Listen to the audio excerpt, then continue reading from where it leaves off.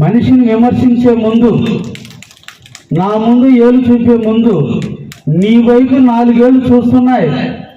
ఏం కావలి ప్రజలు నిన్నేమి పెద్ద మనిషి అనుకోవడంలే. నీ నగసిక పర్యంతం నీ యొక్క జీవిత చరిత్ర అంతా కావలి ప్రజల దగ్గర ఉంది. నువ్వు ఏం చేస్తున్నావో తెలియదని నువ్వు అనుకుంటున్నావు. నువ్వు దొంగని ముందు నువ్వే పరిగెత్తి అరిస్తే నేను కూడా దొంగలను పట్టుకోవడానికి పరిగెత్తుతున్నాను కాబట్టి నన్ను అనుమానించాలనుకుంటున్నావేమో. కావలి టౌన్లో ఉన్నటువంటి 80,000 ఓటర్లు, నియోజకవర్గంలో 2,30,000 ఓటర్లు రెడీగా ఉన్నారా నీ దొంగతనాన్ని పట్టించేదానికి. నువ్వు కూడా ఈరోజు దొంగలు దెయ్యాలు వేదాలు వల్లించినట్టు నువ్వు మాట్లాడుతున్నావంటే అసలు నిజంగా ప్రెస్ మీట్కి, విలువలకి, మాటకి అసలు నవ్వు వస్తుంది బ్రదర్. నువ్వు చేసే పనులు అంటే నువ్వు మాట్లాడితేనే అది వాస్తవాలు అనుకుంటే అవన్నీ కుదరదు. ప్రజా కోర్టులో, ప్రజాక్షేత్రంలో ప్రజలకు వాస్తవాలు తెలిసినవి. దీన్ని కప్పిపుచ్చుకోవడానికి పెయిడ్ ఆర్టిస్టుల్ని, లేదంటే పాపం వాళ్ళ జీవితాల్లో ఏదో ఒక అవసరాల కోసం వచ్చినటువంటి వాళ్ళని అడ్డు పెట్టుకొని రాపించినంత మాత్రాన ఏది జరగదు బ్రదర్. నువ్వు నిద్రలేసి నా గురించి మాట్లాడే ఏకైక ఇష్యూ అన్నవరం క్వారీ నాయన. అరే బాబు, నువ్వు రాజకీయాల్లో పుట్టక ముందు నా క్రషర్ పుట్టింది నాయన. నువ్వు నిన్న వచ్చినాడు నా గురించి మాట్లాడితే, నా వ్యాపారం గురించి మాట్లాడితే, నువ్వు 2009లో కావల్లో అడుగు పెట్టే నాటికే నేను క్రషర్ పెట్టున్నాను ఆయన. లైసెన్స్ లేకుండా నాడు కాంగ్రెస్, తర్వాత తెలుగుదేశం, తర్వాత నీ పార్టీ, ఇన్ని పార్టీలు పరిపాలిస్తే ఇన్ని పార్టీల్లోనూ నా క్రషర్ రన్ అయింది నాయన. నేను ఏదన్నా తప్పులు చేస్తుంటే ఎక్కడో దగ్గర దొరుకుండేది నాయన.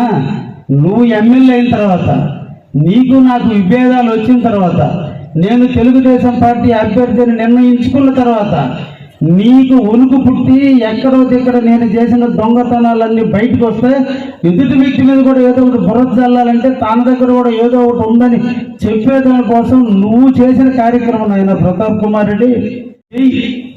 ఇంకొక 4 కాదు 40 చేయి, కానీ నా క్యారెక్టర్ నువ్వు మార్చలేవు నాయన.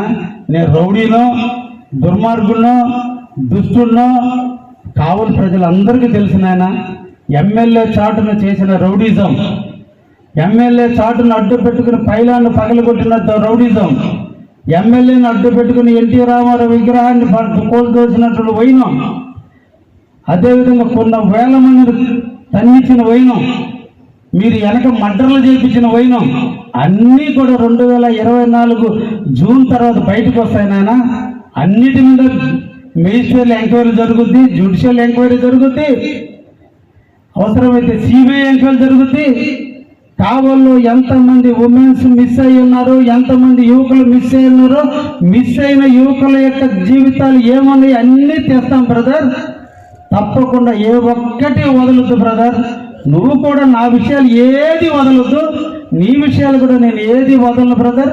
వైజాగ్లో పుట్టిన గంజాయి, వైజాగ్లో పుట్టిన హెరాయిన్, ఎలా బ్రెజిల్ నుంచి వచ్చినట్టు విజయవాడకు వచ్చి వైజాగ్ వచ్చినటువంటి మారక ద్రవ్యాలు వైజాగ్ వస్తున్నాయో, వైజాగ్ నుంచి కావలకు వస్తున్నాయో అన్నీ కూడా తీద్దాం బ్రదర్, అన్నీ తీద్దాం.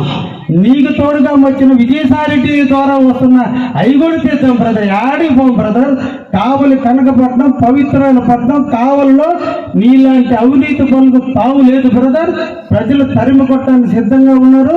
రెడీగా బెంగళూరు పోవడానికి బస్సు రెడీ చేసుకో, అన్నీ చూస్తారు బ్రదర్. నువ్వేదో అరిసి గీ పెట్టుకున్నంత మాత్రాన ఇక్కడ ఉరికేవాళ్ళు లేరు. అన్నిటికీ మేము సిద్ధమై వచ్చాం బ్రదర్. నీతో యుద్ధం చేయాలంటే రాక్షసుడితో యుద్ధం.